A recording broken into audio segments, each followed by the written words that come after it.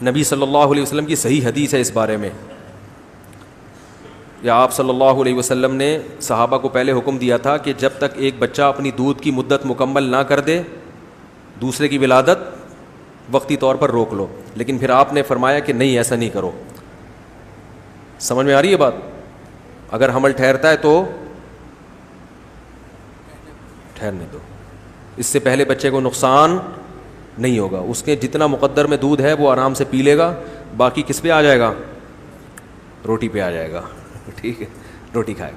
یہ بھی ایک بات بتا دوں، میرا ایک بیان ہوا تھا، میں نے کہا تھا بچے کے لیے 6 مہینے دودھ بہت ضروری ہے، 6 مہینے کے بعد بہت ضروری نہیں ہے۔ اس پہ جو میری طبیعت سے لوگوں نے دھویا ہے نا مجھے، یہ ڈاکٹروں کی رپورٹیں آ رہی ہیں کہ نہیں بچے کو تو 2 سال تک دودھ پلانا چاہیے۔ جب کوئی دعویٰ کرے نا اس کے ایک ایک الفاظ دیکھا کرو کہہ کیا رہا ہے۔ میں نے کہا ضروری 6 مہینے تک بہت کیا ہے ضروری، یہ نہیں کہا کہ 6 مہینے کے بعد مفید نہیں ہے۔ جو 6 مہینے تک اگر دودھ نہ ملے تو یہ ڈینجرس ہے، نقصان دہ ہے، بہت سخت نقصان ہوگا بچے کو۔ 6 مہینے اگر تمیز سے اس کو دودھ مل گیا تو وہ بڑے خطرے سے باہر نکل گیا۔ اب اچھی بات ہے اس کو پلاتے رہیں، اچھی بات ہے پلاتے رہیں، لیکن فوکس اب ٹھوس غذاؤں کو بولو بھائی زیادہ کریں۔ مائیں کیا کرتی ہیں کہ دودھ کی ویلیو ان کی نظر میں زیادہ ہوتی ہے تو 6 مہینے کے بعد بھی دودھ ہی پلاتی رہتی ہیں اور بچے کا پیٹ بھرتی رہتی ہیں، جس سے وہ ٹھوس غذا پہ نہیں آتا، اس سے بچہ کمزور ہوتا ہے۔ نہیں آ رہی بات؟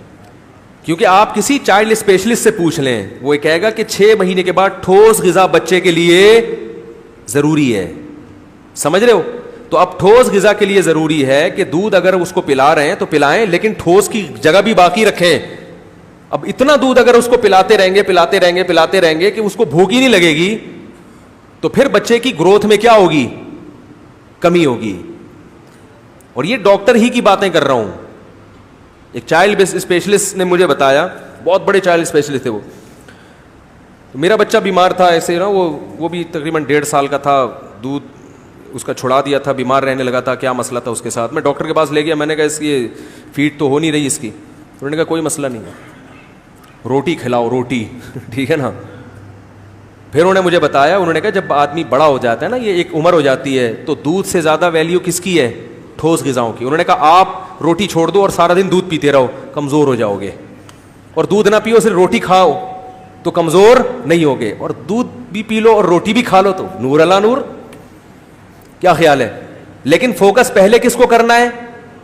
روٹی کو۔ تو 6 مہینے کے بعد بچے کو دودھ پلائیں، بہت مفید ہے، ماں کا دودھ بہت فائدہ مند ہے، لیکن اتنا نہ پلائیں کہ روٹی نہ کھا سکے پھر وہ۔ اب بھی اگر سمجھ میں نہیں آ رہی تو پھر پولیس کا کیس ہے، یہ پولیس سمجھائے گی آپ۔ تو دعویٰ سمجھتے نہیں ہے کہ بندہ کہہ کیا رہا ہے، ایک بس فیس بک اور یوٹیوب پہ نا توپے لے کے، ابے یہ ڈاکٹروں کی فیلڈ میں ٹانگ اڑا رہا ہے، ابے تو مفتی ہے، تو ڈاکٹروں کی باتیں کیوں کر رہا ہے بیٹھ کے؟ بھائی ایک میرے پاس چینل ہے، لاکھوں لوگوں تک میں اپنی بات پہنچا سکتا ہوں، تو اگر کوئی ڈاکٹروں کی بات بھی ہے اور ڈاکٹروں سے تصدیق شدہ بھی ہے، تو اگر مجھے موقع مل رہا ہے تو پھیلانے میں، تو اس میں اور پیسے بھی نہیں لے رہا اس چیز کے میں۔ اور افسوس جب ہوتا ہے جب کسی ڈاکٹر کا تبصرہ آتا ہے، اس لیے آتا ہے کہ وہ میرا دعویٰ سمجھا ہی نہیں ہوتا کہ میں کیا کہہ رہا ہوں۔ اور یہ جو قرآن میں آتا ہے نا، مائیں اپنے بچوں کو 2 سال تک دودھ پلائیں، یہ ترغیب نہیں ہے، یہ انتہا بیان کی گئی ہے کہ 2 سال کے بعد، یعنی یہاں تک ہے، کیونکہ آگے آتا ہے لمن اراد ان یتم الرضاعہ، جو یہ چاہتے ہیں کہ رضاعت مکمل کرائیں تو وہ 2 تک پلا سکتے ہیں۔ پھر بھی ہم یہ کہتے ہیں کہ مائیں بچوں کو دودھ نہ چھڑائیں، پلاتی رہیں۔ بچے کو دودھ چھڑانے سے اس میں کیلشیم کی کمی کا خطرہ ہے، لیکن روٹی کو فوکس 6 مہینے بعد اس پہ بھی اتنی ہی توجہ دے جتنی دودھ پہ توجہ دے رہی ہیں۔ ایسے عورتیں منتیں مان رہی ہوتی ہیں، یا اللہ اگر آج اس نے آدھی روٹی کھا لی میں 4 رکعت نفل پڑھوں گی۔ تو یہ اسی وجہ سے تو ہے کہ بچپن سے اس کو کیا بنا کے رکھا ہوا ہے؟